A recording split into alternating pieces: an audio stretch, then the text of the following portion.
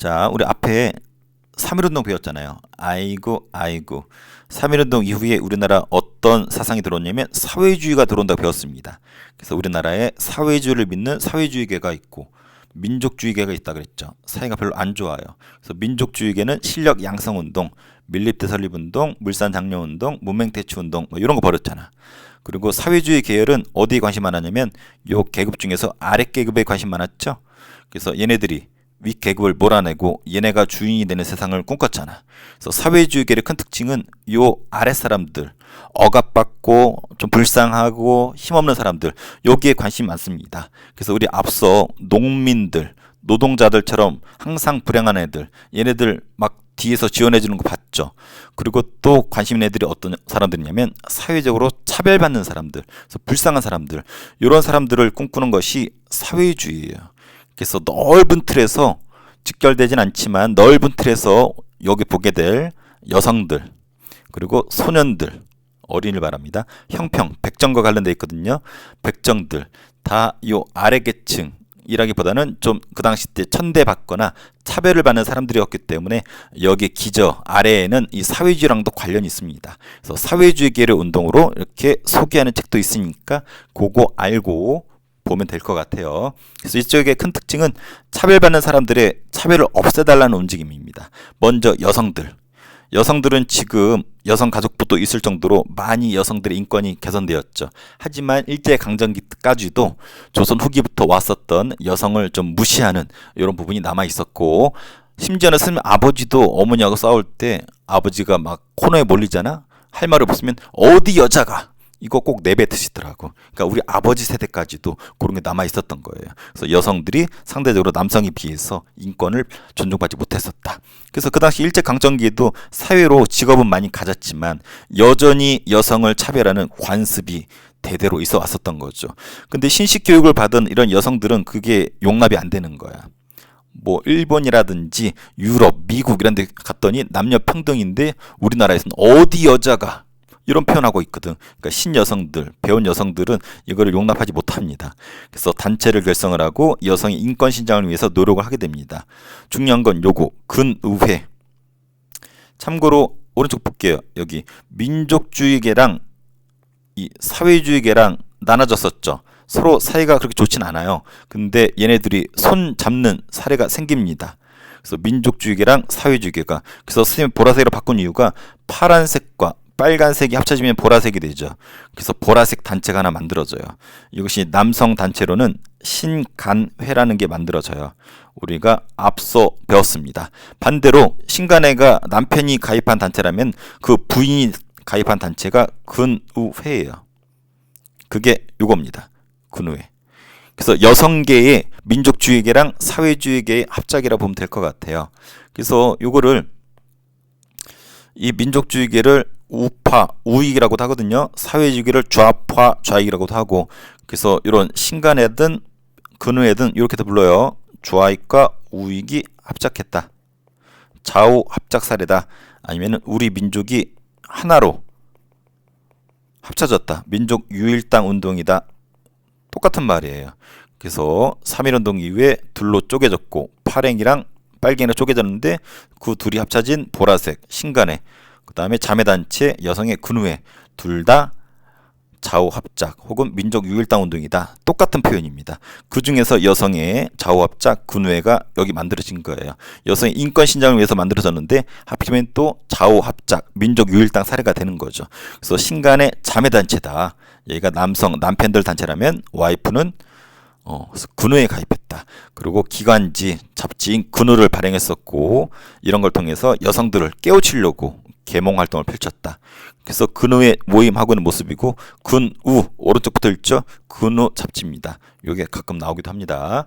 그래서 근의회는 신간회랑 관련지어서 좌우합작 사례도 된다라는 거 꼭 기억해줘야 되고, 소년운동 어린이가 아주 열악했어요. 어린이란 표현이 그전에는 없었어. 이 꼬맹이들한테 야 꼬맹아, 야 코딱지야, 야 개똥아, 소똥아, 말똥아 이름도 제대로 붙이지 않았어. 얘네들은 교육도 제대로 못 받았고 이 어린 것들이 공장에 가서 일합니다. 임금도 제대로 받지 못하고 개같이 일만 합니다. 이걸 안타깝게 여겼던 사람이 방정환 선생님인데 호가 있어요. 호도 유명해. 이 사람 가구 중에서 소파를 좋아했대. 그래서 소파 방정환 선생님. 참고로 이 사람은 종교인입니다. 천도교는 우리 앞서 배웠던 동학 기억납니까? 1학기 때 동학 배웠잖아. 동학을 계승한 것이 천도교야. 그래서 참고로 동학의 1대 교주가 죽었고 2대 교주도 끌려가서 죽어요. 3대 교주가 손병이라는 사람이에요. 우리가 앞서 배웠던 3.1운동 있죠. 3.1운동의 기미독립선언서를 통해서 만세 부르잖아. 거기에 가담했던 사람이 손병이고 이 사람이 방정환인데 손병이 사위예요. 당연히 천도교를 믿었겠지. 그래서 그거 내 소년회라는 걸 만들어요.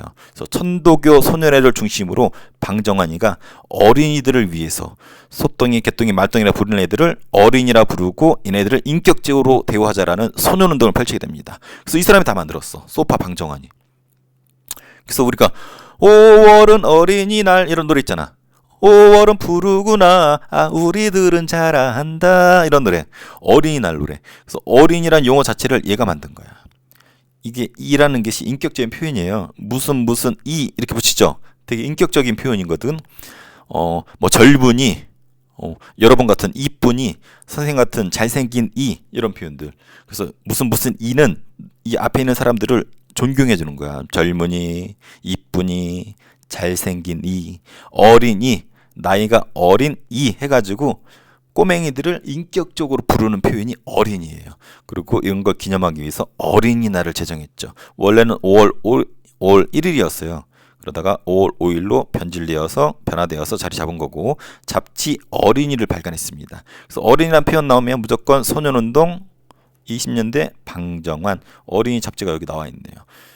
그래서 무슨 이 존경의 표현이니까 많이 쓰세요. 친구들한테 어이 못생기니, 어이 싸가지 없느니. 그렇다고 집에 가가지고 우리 어르신 할아버지 할머니들한테 어이 늙은이 했다가 싸다고 맞습니다. 그래서 때에 따라서 할머니 그게 아니고요. 늙은이란 표현은 또 싸다고 맞습니다. 늙은이란 표현은 나이 드신 분들을 존경해 주는 표현이에요. 그래서 자주 쓸게요. 늙은이 했다가 그냥 아구창 날아갑니다. 근데 일제가 이거마저도 탄압을 하네. 방정환 선생님은 금방 죽습니다. 안타깝게도 30대 때 죽어요. 선생님이 정확한 나이가 찾아보니까 33살 때 어린 나이에 죽습니다. 보니까 약간 살집이 좀 있죠. 통통한데 고혈압이 좀 있었대. 그래서 여러분도 운동해야 됩니다. 자, 소파 방정환 어린이를 순수하게 사랑했었던 사람 알아두고 형평운동 평이 평평하다. 형이 뭐 저울이라고 보면 될 것 같아요. 저울도 어떻게 생겼어? 이렇게 가지고 위아래로 이렇게 따지는 거잖아. 그래서 평평하게 하는 거. 형평운동은 평평하게 하자라는 운동이에요. 이게 무슨 말이냐면 백정과 관련된 움직임이에요. 조선시대 우리 신분제 배웠었죠. 제1 하층민 킹 오브 더 베스트 오브 더 찌질 오브 더 천민. 킹 오브 더 베스트 오브 더 찌질 오브 천민이 백정이었어. 조선시대 때 뭐 하는 사람이었어요? 가축을 도륙하는 사람이었었죠. 도축, 소, 말, 개, 돼지 같은 거를 이렇게 잡는 사람들. 지금은 정육점 사람들인데 지금이야 정육점이면 개인 재산이 있고 식당도 있고 돈이 많다라고 볼 수 있는데 이때 백정들은 아주 천한 신분도 세습돼 가지고 아빠가 백정이면 자식도 백정이고 양반이 지나가면 인사해야 됐었고 인간 대접을 받지 못했던 쓰레기 같은 존재가 백정이었었어요. 쓰레기 같은 존재가 아니었다는 건 좀 표현이 좀 과하네요. 아무튼 인간 이하의 취급을 받았었던 백정이었는데 얘네들이 해방을 당한 것이 이거였어. 갑오개혁. 우리 1894년 이렇게 때 배웠잖아. 신분제가 폐지되었죠. 그래서 백정 이런 것도 사라졌었어. 그런데 야 오늘부터 우리 갑오개혁 했으니까 이제 백정 사라졌어라고 해도 사람들이 이제 몇십 년 동안 봐온 게 있으니까 몇십 년이 뭐야 몇백 년 동안 그동안 봐온 게 있으니까 백정 출신들을 그냥 속으로 무시하는 게 있었겠죠. 근데 이땐 갑오개혁 이후에도 대놓고 무시했어. 예를 들면은 빨간색 점을 찍었대. 호적에. 그러면 도한으로 또 표기하거나 그리고 백정 출신들의 자식들은 학교에 가면은 추석부에다가 점을 찍어놨대. 빨간색으로. 그래서 차별을 했었어. 학교 입학도 어려웠거니와 입학을 해도 차별 대우받았고 취업에도 불이익을 당했어. 신분제가 폐지된 지가 언제인데 일제 강점기인 지금 1920년대거든. 20년대인데도 불구하고 신분제가 폐지됐음에도 불구하고 여전히 사회적 차별이 있었던 거야. 천대도 지속되고 짜증나잖아. 그러다가 진주에서 사건이 터집니다. 백정 출신이 지나가는데 맞은편에서 양반 출신이 와서 지나갔었나 봐. 근데 양반 출신이 아직 시대 흐름을 못하고 좀 고지식했나 봐. 양반 출신이 지나갔는데 백정 출신이 인사 안 한다라고 뚜둑이 패가지고 죽여버린 거야. 인사 안 했다고. 그래서 이걸 계기로 억울하잖아. 백정 출신들이 모여서 조직을 만듭니다. 조선 형평사. 그래서 진주란 동네도 유명하고 조선 형평사도 유명합니다. 그래서 얘네들이 백정 출신에 대한 사회적인 차별 폐지 운동을 벌이게 되고 이것이 항일 민족 운동과 연계해서 진행되었다라는 거. 그래서 평평하게 하자. 백정 출신들도 일반인들과 똑같이 거울처럼 평평하게 하자는 운동이 형평 운동이라는 거 알아두기 바랍니다. 그래서 법적인 평등을 요구한 거 아닙니다. 법적인 평등은 이미 가부기역 때 실현이 됐어. 사회적인 차별을 없애자는 운동이었어요. 사료를 볼게요. 자, 이렇게 해서 여기 근우의 행동강령이에요. 근우에는 아까 여기 했었죠. 여성계의 좌우 합작 그리고 인권 개선을 위해서 딱 보면 여성과 관련된 운동인 거 알 수 있죠. 20년대. 그래서 근우에 하면은 민족주의계랑 사회주의가 손잡았고 뭐의 자매단체다? 신간의 자매단체다. 조선 형평사, 형평나면 누구? 백정 출신. 계급을 타파하고 모욕적인 칭호를 폐지하고 교육을 장려하고 우리도 참다운 인간이다. 어쩌고저쩌고 나오죠. 그래서 공평은 어쩌고저쩌고. 그래서 어떤 사람들은 이 형평운동을 우리나라 최초의 인권운동이라고도 이렇게 표현하는 사람들도 있어요. 특히 진주는 자부심이 강해. 자기들이 최초의 인권운동에 해당되는 형평운동을 했었다라고 해가지고 자부심을 가지고 있습니다. 진주 뭐가 유명해요? 목걸이, 진주 목걸이. 근데 그 진주가 아니죠. 진주하면은 임진왜란 때 활약한 도시이기도 하고 요 형평운동도 벌어진 도시로서 유명합니다. 진주 출신의 재벌들이 많이 있어요. 진주에서 공부한 애들이 LG라든지 삼성이라든지 다 진주에서 공부했어. 그 초대 회장들이. 자, 계속 반복돼요. 1920년대 상황입니다. 아이고 3.1운동 터졌죠. 사회주의가 들어오죠. 사회주의를 믿는 사람들, 계급에 관심 많았죠. 또 이랑 사회주의계랑 반대되는 민족주의계, 민족의 독립이 더 우선시 되었죠. 또 민족주의계는 둘로 쪼개졌죠. 타협계랑 비타협계, 타협계는 자치론자라고도 부르는데 이런 애들이었어요. 왜? 한국인의 자치권을 요구했기 때문에 일본이 허락하는 내에서 자치권을 얻어내자. 그래서 얘네들이 비타협계, 아니죠. 타협계 민족주의자. 자, 그래서 3.1운동 위에 둘로 쪼개지고 이래도 둘로 쪼개지고. 그래서 오늘은 여기 본 겁니다. 여기. 그래서 사회주의 계열, 우리 지난 시간엔 청년, 농민, 노동운동 봤었잖아요. 그 중에서 오늘은 이 부분 소년운동, 방정환이 중심이 되었죠. 천도교 소년회. 그래서 어린이날 잡지 어린이. 그리고 여성계는 근우회 좌우합작이었었고 심간의 자매단체고 잡지 근우를 발행했었고 형평운동 진주에서 조선 형평사 민족운동까지 나아갔고 백정들의 사회적 차별을 폐지하자는 운동이었었다라는 거. 그래서 오늘 배운 게 이건데 결코 어렵지 않죠. 그래서 약자들의 관심 많았던 거 사회주의계의 큰 특징이었습니다. 그래서 이런 거 오늘 배운 이런 거 반대로 민족주의계는 이런 식으로 힘을 키우자. 그래서 얘네랑 사이가 좋지 않고 합쳐지는 것이 민족 유일당 운동이고 이것은 앞서 배웠거나 뒤에 배울 겁니다. 자, 문제를 풀어볼게요. 자, 근우에는 여성단체입니다. 27년 조직된 거 맞습니다. 연도까지 외울 필요는 없겠지만 위에 한번 보세요. 챗 GPT한테 맡겼더니 연도까지 외우래. 멍청해. 27년 외울 필요는 없어요. 천도교 소년에는 방정환이 중심이 되었다. 맞죠? 왜 방정환이나 천도교에 있는 관심이 많냐면 이게 동학이 계승된 거잖아. 동학의 핵심 사상이 뭐예요? 인내천이죠. 사람이 곧 하늘이다. 그래서 어린이한테도 하늘이 들어있다. 너도 똑같은 하늘이기 때문에 너도 평등하다. 인격적으로 대우해 주는 것이다. 이런 논리죠. 형평운동은 백정에 대한 사회적 차별을 목적으로 했다. 맞죠? 법적인 철폐는 아닙니다. 이미 가부기역 때 법적으로 철폐됐어요. 일제는 소년운동을 독립운동으로 인정했고 지원했다? 아니죠. 방해했었다 그랬죠.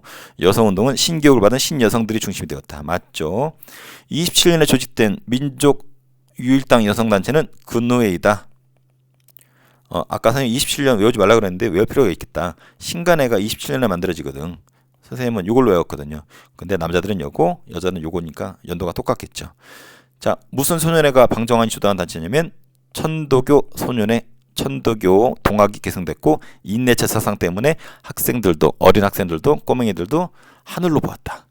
어린이라는 용어랑 어린이날이죠. 어린이라는 제정은 소년운동의 성과다. 형평운동은 백정 계층이죠. 엄밀히 말하면 백정 출신들이죠. 백정 계층에 대한 사회적 차별을 철폐한 거였고 진주란 단어를 기억했어야 되죠. 소년운동은 어린이의 낮은 지위와 장시간 노동에 대해서 개선하고자 했던 운동이죠.